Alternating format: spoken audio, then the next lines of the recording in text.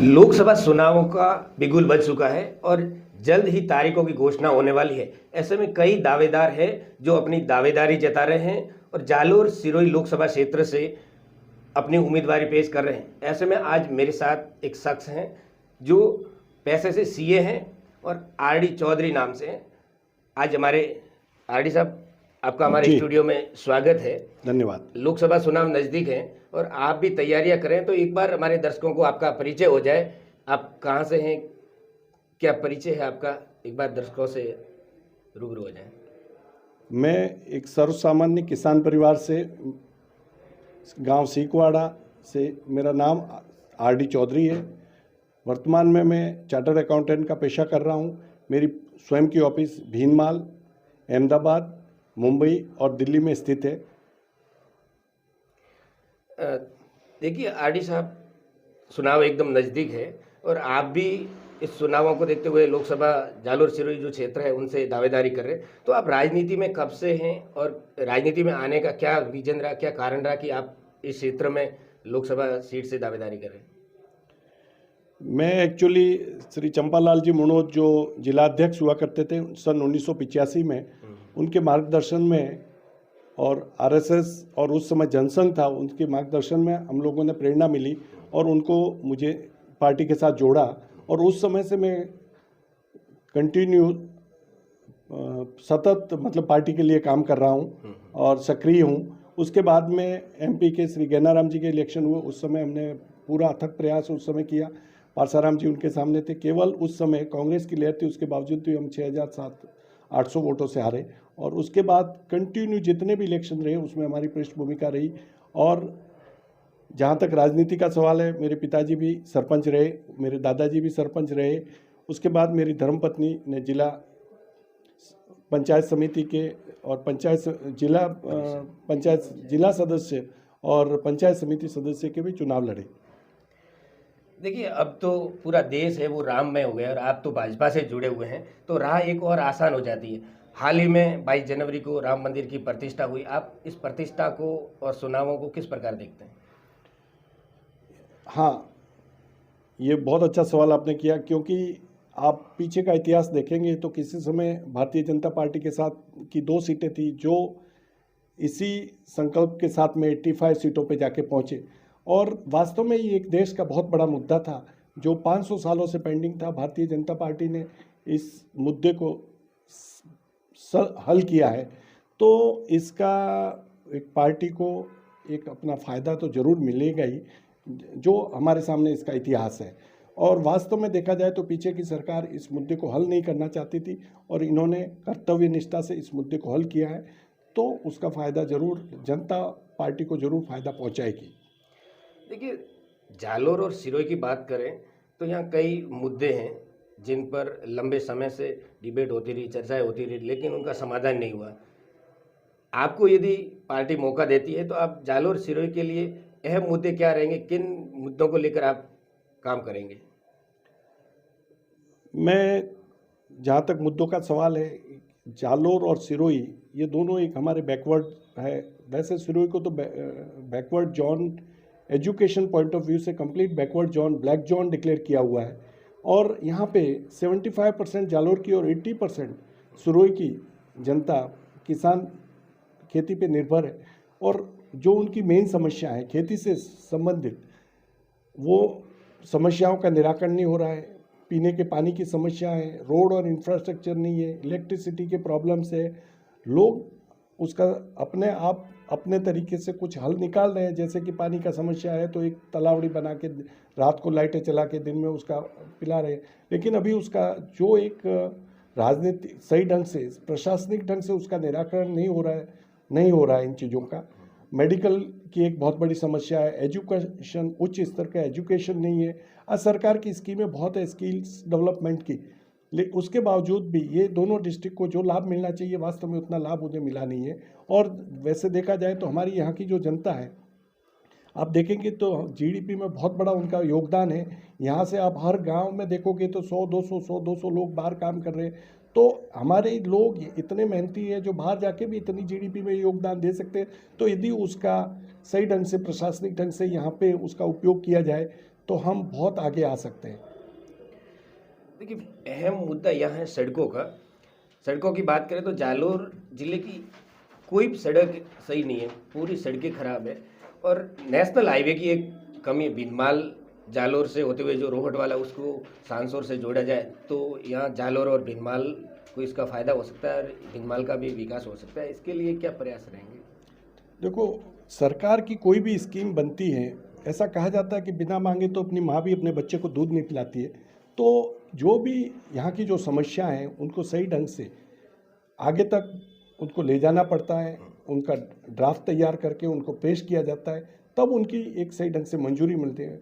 मैं इतना कह सकता हूँ, मैं प्रशासनिक कार्यों का, मैं एक चार्टर्ड अकाउंटेंट होने के हिसाब से बिजनेस के साथ संबंध रखने से ये कह सकता हूँ कि हम प्रशासनिक ढंग से जो चीज़ों को टेकअप करना चाहिए था वो वास्तव में टेकअप नहीं हो रहा है। मैं किसी की यहाँ बुराई नहीं करना चाह रहा हूँ कि एक्स पार्टी ने किया, एक्स पार्टी ने नहीं किया, लेकिन जो दूसरे जगह जो बेनिफिट्स मिल रहे हैं, जहाँ सक्षम उम्मीदवार हैं और जो बेनिफिट ले रहे हैं, वास्तव में यहाँ इस चीज़ की कमी दिख रही है और हम इस चीज़ में ऐसे प्रशासनिक अनुभवी के हिसाब से उसका अच्छा लाभ दिला सकते हैं। यह पानी की बात करें तो किसान लंबे समय से माही के लिए संघर्ष कर रहे हैं। माही का पानी जो जालोर के लिए सिंचाई के लिए आना था, लंबे समय से वो पेंडिंग पड़ा और सरकार भी उसकी ओर ध्यान नहीं दिया। किसान अभी भी आंदोलन कर रहे हैं। आप यदि लोकसभा क्षेत्र से उम्मीदवार होते हैं, जनता आशीर्वाद देती है, तो माही के लिए आपके क्या प्रयास रहेंगे? देखो, माही का मुद्दा यहाँ का अहम मुद्दा है।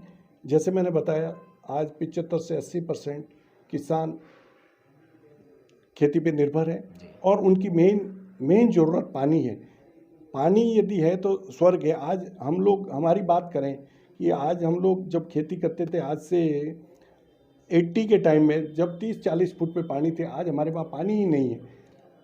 तो आज यदि हमारे यहाँ पानी हो तो हम ये हमारा ये दूसरा कश्मीर बन जाए और इसके लिए हम अथक प्रयास करेंगे।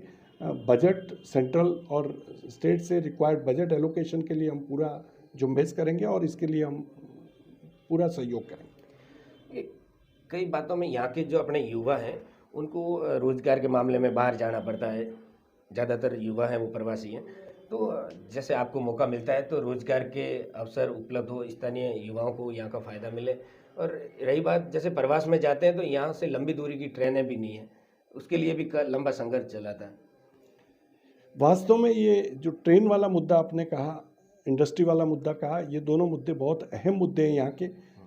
आज की तारीख में आप देखोगे तो जो हमारे से लगे हुए शहर हैं, अहमदाबाद है, जयपुर है, वहाँ से सैकड़ों की तादाद में बसें आज भी चल रही है और वास्तव में होली दिवाली पे जो भाड़े बसें वसूल कर रही है, बहुत ज़्यादा लोगों को सहन करना पड़ रहा है। वास्तव में यहाँ पे जो अभी जो ट्रेनें, नो डाउट पिछले कुछ सालों में ट्रेनें चली है, लेकिन वो यहाँ की पॉपुलेशन को देखते हुए ट्रेनें पर्याप्त नहीं है। अभी भी यहाँ पे बहुत ट्रेनें चलने की ज़रूरत है और हम लोग इसमें पूरा एक उचित मंत्रालय को हम लोग ये यहाँ की जो कमियाँ हैं उसको पेश करके हम पूरी हमारी कोशिश करें कि यहाँ ज़्यादा से ज़्यादा ट्रेन चले और वास्तव में एक जीडीपी ग्रोथ का एक ये ग्रोथ इंजन बन सकता है, क्योंकि इंफ्रास्ट्रक्चर बहुत ज़रूरी है। अनलेस इंफ्रास्ट्रक्चर नहीं बनता तब तक उसका विकास नहीं हो सकता। इंफ्रास्ट्रक्चर की कमी बहुत इम्पॉर्टेंट है। यहाँ हर क्षेत्र में जालोर है वो पिछड़ा हुआ है। बात करें चिकित्सा क्षेत्र में तो बड़े हॉस्पिटल नहीं है, हॉस्पिटल है तो डॉक्टरों की कमी है। यहाँ जैसे एम्स जैसे बड़े हॉस्पिटल होने चाहिए थे लेकिन नहीं है, ना कोई मेडिकल कॉलेज है। तो यहाँ से ज़्यादातर लोग हैं उनको इलाज के लिए गुजरात जाना पड़ रहा है। तो उनके लिए आपके क्या प्रयास रहेंगे? आपकी बहुत से पहली बात तो मैं एक ज़रूर धन्यवाद दूंगा कि अभी जोधपुर में एम्स खुला है और कार्यरत भी हो गया है।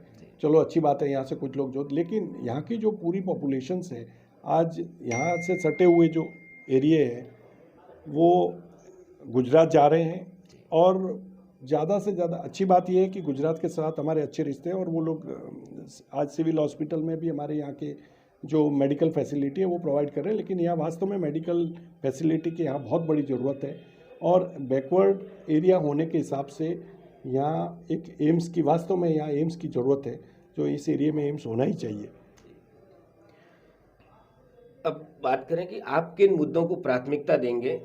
जैसे ही आप लोकसभा पहुंचते हैं तो अहम मुद्दा जैसे सड़क, पानी, बिजली, इनके अलावा आप और क्या प्रयास कर सकते हैं कि जालोर सिरोही का समूचा विकास हो? देखो, मेन जो सरकार का जो काम है एक इंफ्रास्ट्रक्चर और पॉलिसी मेकिंग का काम है। सपोज आज फार्मर की हम खेती किसान की बात करते हैं तो आज एक जैसे कि हमारे यहाँ जीरा बेल्ट है मेजर, हम और गुजरात ये दो ही स्टेट है जहाँ पे मेजर जीरा का उत्पादन होता है। तो हम यहाँ हमारे यहाँ जीरे की मंडी नहीं है। अभी हमारे यहाँ पे मेनली अनार की खेती हो रही है। उसका आज की तारीख में पर्याप्त रेट नहीं मिल रहे हैं क्योंकि उसका पूरा हमारा विपणन मार्केटिंग का कोई फैसिलिटी नहीं है और किसानों को वास्तव में जो खेती कर रहे हैं वास्तव में किसानों को उसके भाव नहीं मिल रहे हैं। तो इसके लिए हम लोग अथक प्रयास करेंगे कि किसानों को जो खेती हो रही है उसका उनको पूरा भाव मिले और उसका मार्केटिंग की कोई फैसिलिटी प्रॉपर यहाँ पे बिल्डअप हो। देखिए, आप स्थानीय राजनीति में भी सक्रिय हैं, यहाँ के लोकल भी हैं और प्रवासी भी हैं। आप गुजरात में भी आपका ऑफिस है, आपका बिजनेस है। तो आपको लगता है कि जालोर सिरोही में जो पिछले लंबे सालों से जो विकास होना था उसमें कहीं न कहीं कमी रही और जो विकास होना चाहिए था वो नहीं हुआ है? देखो, इस प्रश्न का सीधा जवाब देना, ऐसा किसी को लगे कि मैं किसी के ऊपर उंगलियां उठाना चाहता हूं तो मैं नहीं देना चाहता। लेकिन ज़रूर मैं गुजरात में जैसे मेरा कामकाज है, मुंबई में है, आज गुजरात की प्रगति को हम जो देख रहे हैं दिन दोगुना रात चौगुना, उसके कंपैरिजन में हम यहाँ भी काम कर रहे हैं। आज मैं यहाँ भी हमारी खुद की खेती है, आज भी हम लोग गाय भैंसे रख रहे हैं और मैं जैसे आपको कहा कि मैं खेती से संबंधित, आज भी मैं खेती के साथ जुड़ा हुआ हूँ। तो यहाँ की जो मैं सुविधाएं देख रहा हूँ आज गुजरात के कंपैरिजन में बहुत बहुत कमी है इस सुविधा को, बराबर। तो डेफिनेटली कमी तो दिख ही रही है, जो सामने आप खुद भी देख ही रहे हैं। पानी की अपन व्यवस्था की बात करें तो कितने टाइम से नल लगे हुए, पाइपें पड़ी है, अभी तक पानी की सुविधाएं नहीं, हर घर नल की योजना है अभी तक पहुंची नहीं है। पिछले 5 सालों में कांग्रेस के राज्य में बहुत सारे पानी के विषय में भ्रष्टाचार हो गए, जो पूर्ण रूप से योजनाएं नहीं बनी, तो वो तो हमारे आंखों के सामने ही है। लास्ट सवाल है, आप स्थानीय इस क्षेत्र में सक्रिय भी हैं। लोग किस प्रकार से आपको देखते हैं और कैसा आश्वासन, कैसा समर्थन है? लोगों में क्या माहौल है भाजपा के प्रति? लोगों का बहुत अच्छा माहौल है और लोगों को बहुत आशाएं हैं और विशेष करके मोदी जी ने जो गारंटियां दी है जनता को, लोग उस पर विश्वास कर रहे हैं और विश्वास करेंगे। और इस बार भारतीय जनता पार्टी पूरी 25 में से 25 सीट जीतेगी, इसमें कोई दो मत नहीं है। बहुत बहुत धन्यवाद। ये थे आर डी चौधरी, जो पैसे से सीए हैं और लोकसभा सीट से जालोर सिरोही से दावेदारी कर रहे हैं। उन्होंने कहा कि यहाँ जो भी कमियां रही है पिछले लंबे समय से, जो विकास के कार्य होने थे उनमें जो कमी रही है, उनको मुझे मौका मिला तो मैं पूरे करने के पूरे प्रयास करूंगा। उत्तम